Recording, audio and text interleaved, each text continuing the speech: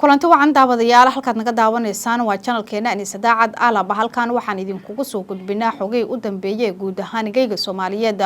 muuqaalka inta daawanaysa waxaan ku soo gudbin doonaa ciidanka Somaliland oo rasaas nool ah u adeegsaday dad shacab ah qasaari isugu jira dhimashay dhaawac ayaa ka dhashay hadaba tirada rasmiga ah ee dadkii ku geeriyooday iyo kuwii ku dhaawacmay dagaalkaasi sababtii ka dambeeyay ayaa muuqaalka kugu soo gudbin doonaa waxa sidoo kale muuqaalka inta daawanaysa ku soo gudbin doonaa maleeshiyadka beesha Ciise oo gurmad xoogan u fidiyay dadkii shacabka ah oo ay laayeen ciidanka Somaliland muuqaalka ayaa ku faahfaahin doona dagaal toos ah oo xilligan ka socda magaalada Geerisa ee xuduud u dhaxaysa magaalada Geerisa oo ku taala xuduudda Somaliland iyo sidoo kale Djibouti waxa sidoo kale muuqaalka inta daawanaysa ku soo gudbin doona guryo iyo sidoo kale goobo ganacsi oo ay lahaayeen maleeshiyadka beesha Ciise oo dib la qabsiiyay yaa ka dambeeyay muuqaalka ayaa ku faahfaahin doona dhinaca kalena faahfaahin kala duwan ayaa waxay ka soo baxayaan shil sababay qasaare isugu jira dhimashay dhaawac oo ka dhacay magaalada Jigjiga qodobadaas oo idil muuqaalka ayaa ku faahfaahin doona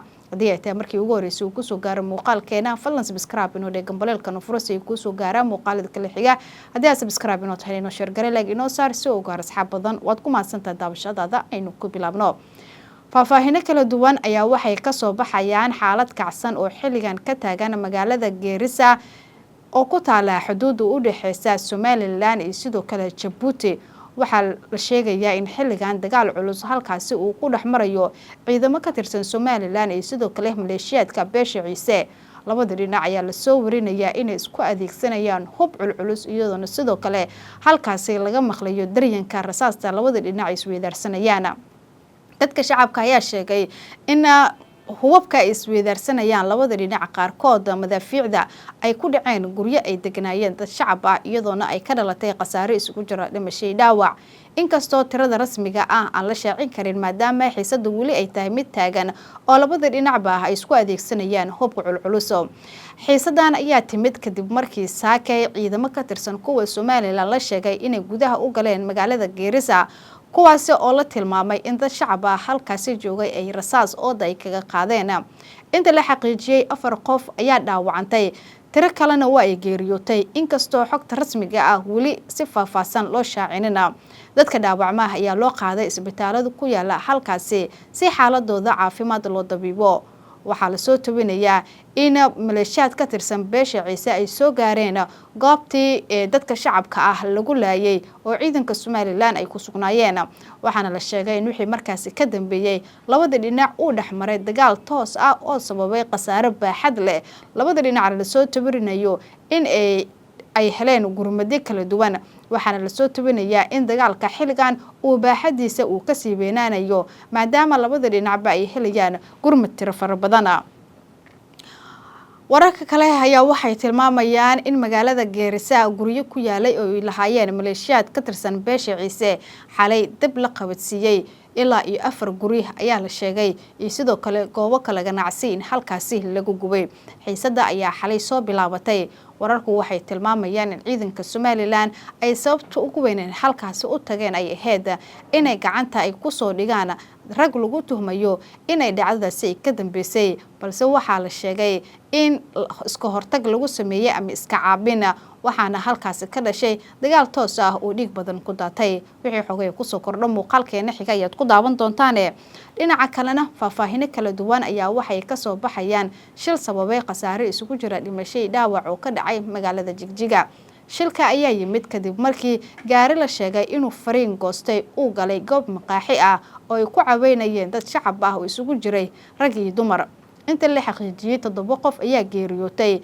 halka tiro intaasi ka badan dhaawacyo kala duwan uu soo gaaray dadka geeriyooday ayaa waxaa la sheegay in 5 ka mid ah ay ahaayeen rag halka sidoo kale 2 kalena ay ahaayeen dumar dadka dhaawacma ayaa la sheegay inuu ku jiro hal cunug oo goobta uu ku sugnaa booliis oo goobta gaaray ayaa waxay halkaasi ay ka qaadeen dadkii geeriyooday iyo sidoo kale kuwii dhaawacmay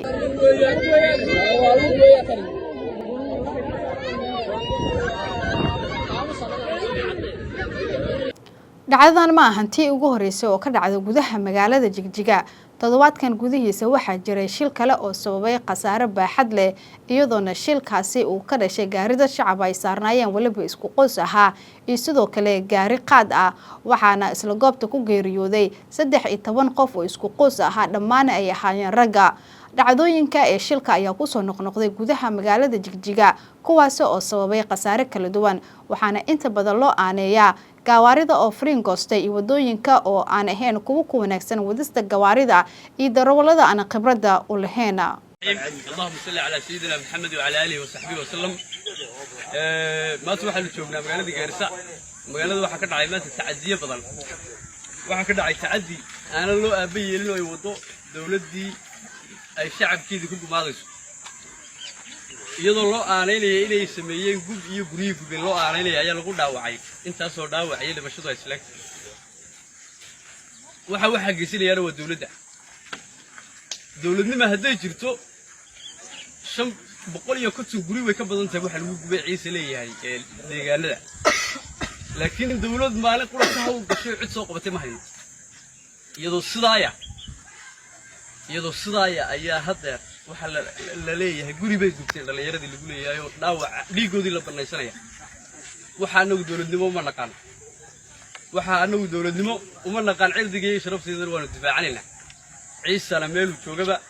waa inuu cirdigiisa sharaftiisa difaacdaa waa ciidankii dawladda isku sheegayay aan ogay waxa tacadi ay galeen 7 bilood la soo lagu jiray dagaalka ay shacabku haysteen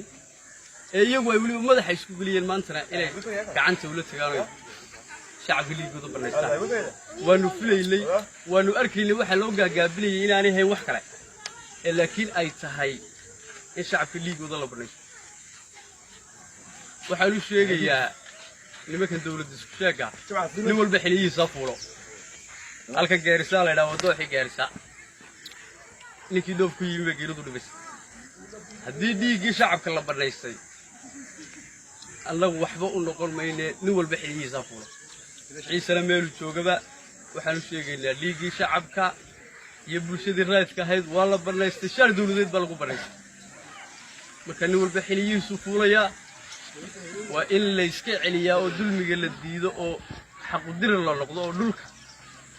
dhulka cid ay lagaga doodaysay cilka cid kale ma aha nimanka sharka madow u xilaa nimanka dawladda ah maanta liigi baa la barnaystay meelu jooga ciise la ka soo dhaqaaqo cirdigii sharaftiisana had difaacday cid looga haybeysan karaana ma jirto cid looga haybeysan karo oo dhageysan karaana ma jirto waan miyeynaan dulmiga diiday miyeynaan dulmiga iska riday bulsha ilaahay baa haya aynu dhiidhino aynu diidno dulmiga iyo tacadiyada layna adoonsan maayo wixii maanta ka dambeeya 30 sano ayaa laynagu adoonsanay dawladnimo iyo magac dawladeed dilays laynagu xidhanay maanta wixii ka dambeeyay layna adoonsan maayo walba qorigiisa dooto xiliyihiisana fuulo dooxa Gaarisana linkii dhoof ku yimid geeridu dhibaysa. Assalaamu calaykum waraxmatullaahi wabarakaatuh.